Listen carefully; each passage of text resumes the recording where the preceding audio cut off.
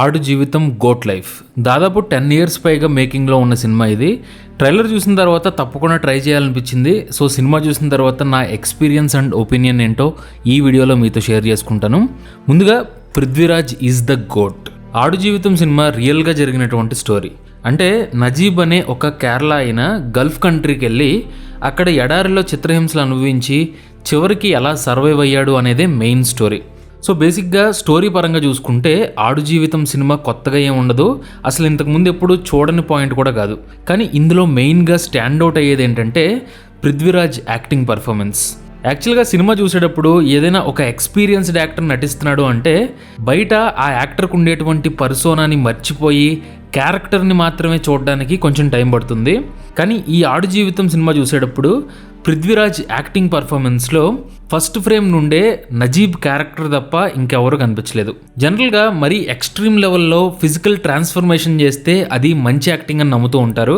కాకపోతే నా ఫీలింగ్ ఏంటంటే ఫిజికల్ ట్రాన్స్ఫర్మేషన్తో పాటు ఎమోషనల్ కెథార్సిస్ని కూడా ఆడియన్స్కి చూపించేదే బెస్ట్ యాక్టింగ్. సో అలా చూస్తే ఈ మధ్యకాలంలో ఈ లెవెల్లో ఫిజికల్ ట్రాన్స్ఫర్మేషన్తో పాటు ఒక గట్ రెంచింగ్ ఎమోషన్ కూడా ఇచ్చినటువంటి యాక్టింగ్ పర్ఫార్మెన్స్ ఈ ఆడు జీవితం సినిమాలో మనం చూడొచ్చు. సో అసలు డౌట్ లేదు, 2024లోని గ్రేటెస్ట్ యాక్టింగ్ పర్ఫార్మెన్సెస్లో పృథ్వీరాజ్ పర్ఫార్మెన్స్ కూడా ఖచ్చితంగా ఉంటుంది. సో ప్యూర్లీ యాక్టింగ్ పర్ఫార్మెన్స్ కోసం అయినా సరే ఈ సినిమాని చూడమని నేను రికమెండ్ చేస్తాను. తర్వాత చెప్పాల్సింది, it is a survival drama, not a survival thriller. ఆడు జీవితం సినిమాని చూసే ముందు ఈ పాయింట్ని మీరు మైండ్లో పెట్టుకోవాలి. ఒకవేళ థ్రిల్లర్ మూవీని ఎక్స్పెక్ట్ చేసి సినిమాకి వెళ్తే మాత్రం కొద్దిగా డిసప్పాయింట్ అయ్యే ఛాన్స్ ఉంది. ఎందుకంటే ఈ సినిమాలో పేసింగ్ కానీ ఒక సీన్ని బ్యాక్డ్రాప్ని ఎస్టాబ్లిష్ చేసే విధానంలో కానీ కొద్దిగా టైం తీసుకున్నారు.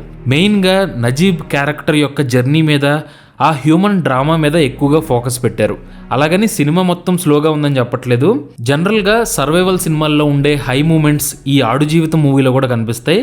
కాకపోతే అవన్నీ కూడా with in story and human drama మీద బేస్ అయి ఉంటాయి. సో నా సజెషన్ ఏంటంటే థ్రిల్లర్ కోసం కాకుండా డ్రామా కోసం వెళ్ళండి, ఖచ్చితంగా సినిమా మీకు గట్టిగా టచ్ అవుతుంది.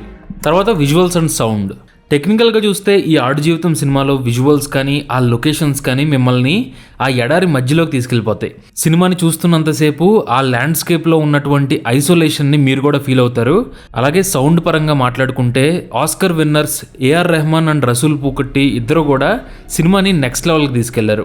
సినిమాలో background score and sound design చాలా ఇమ్మర్సివ్గా అనిపించాయి. నేనైతే స్పెషల్గా ఈ టెక్నికల్ ఆస్పెక్ట్ల గురించి ఎక్కువగా ఆలోచించలేదు, ఎందుకంటే ఆ ఇసుక, ఎండ, ఎడారి జీవితం ఇవన్నీ కూడా చాలా డిస్టర్బ్ చేశాయి. ఫైనల్గా సినిమా అయిపోయిన తర్వాత మాత్రం ఒక మంచి సినిమా చూసిన ఫీల్ వచ్చింది.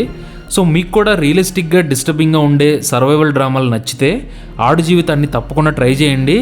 సినిమా చూశాక మాత్రం రిగ్రెట్ అవ్వరు. I hope you like this video. Thanks for watching.